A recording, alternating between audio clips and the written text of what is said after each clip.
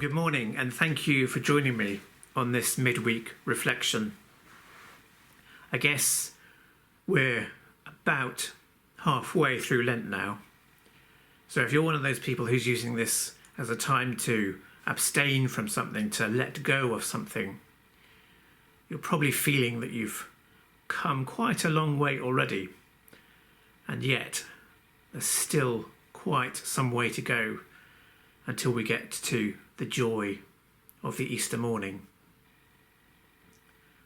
I guess one of the images many of us have of Lent is that of the desert. We begin Lent by hearing about Jesus being thrust into the desert. And I think the picture that most of us have of a desert is not a good picture. We see a desert as a place of isolation, a place of loneliness, perhaps a place where there is very little life, and maybe even a place of death. But here's one of the interesting things about deserts, is that in the physical world, deserts are often places of abundant life. It's remarkable how many plants and trees and insects and sometimes even birds have a home, have a place where they can really flourish in what we would think of as deserted places. I guess for many of us, one of the biggest desert experiences of our lives has been this last year of the pandemic. It's been a time when we've been physically forced to separate from one another. It's a time when we've not been able to see or speak to or touch people we love dearly. It's been a time when children have not been able to go to school together. A time when colleagues have not been able to physically meet to work together.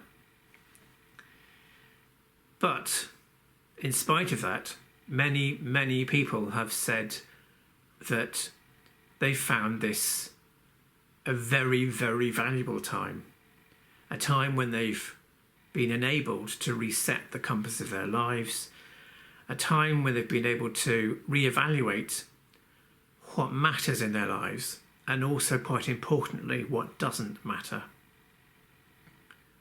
Jean spoke to us a couple of weeks ago about Lent as a time of decluttering. I think I quite like that. And indeed, many of us have been getting rid of some of the clutter of our homes over this last year or so. But also, in a deeper sense, perhaps getting rid of some of the stuff, some of the things in our busy lives which we realise that we no longer really need, and perhaps even inhibit us from being the people that we actually want to be. As we come towards a time when we're beginning to think about our post-lockdown futures for all of us, and also perhaps even daring to think about the post-COVID world, wouldn't it be great? Wouldn't it be a wonderful thing if we could look back on this strange time and see in it a time when we found the space, the calm, the solitude that deserts offer, and in that space that we were able to hear afresh the word of God and to understand afresh the vision that he might have for us as his sons and his daughters, but also to understand who it is that he wants all of us to be as his family, as the church.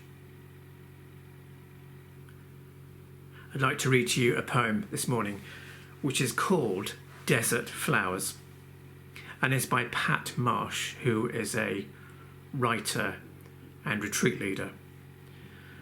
And afterwards, I invite you to listen afresh to that wonderful, wonderful hymn, Guide Me, O Thou Great Redeemer, Pilgrim Through This Barren Land.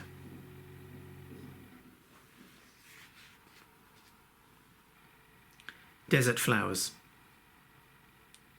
Even the desert will blossom with flowers. That's what you tell us, Lord. And in some most desolate and inhospitable places of this earth, that's how it sometimes is. In parched, infertile ground, made thirsty for water, under an unrelenting sun, in your season and your time, a great technicolor spectacle of flowers bursts forth with unexpected joy, surprising the desert landscape in which it has its roots. Unlike that multicoloured carpet on that hardened sandy floor, for us it's maybe different, Lord.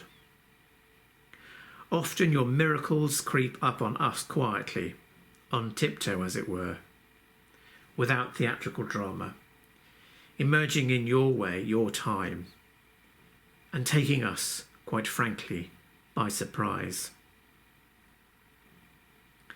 Forgive us, Lord, the times we thought you had forgotten us, the long and barren months of waiting when we simply failed to see, beneath the surface of our lives, the quiet, unhurried unfolding of your will.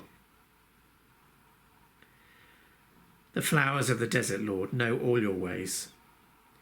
In your created world, it's not unusual, that period of waiting in the dark, a time when all seems dead, when absolutely nothing gives a hint of what is happening. But in those parched and barren times, seeds are scattered, roots are formed, the promise of your beauty germinating in the dark. Lord, thank you that you help us to be patient in the dark. Thank you that you help us to wait on you in trust.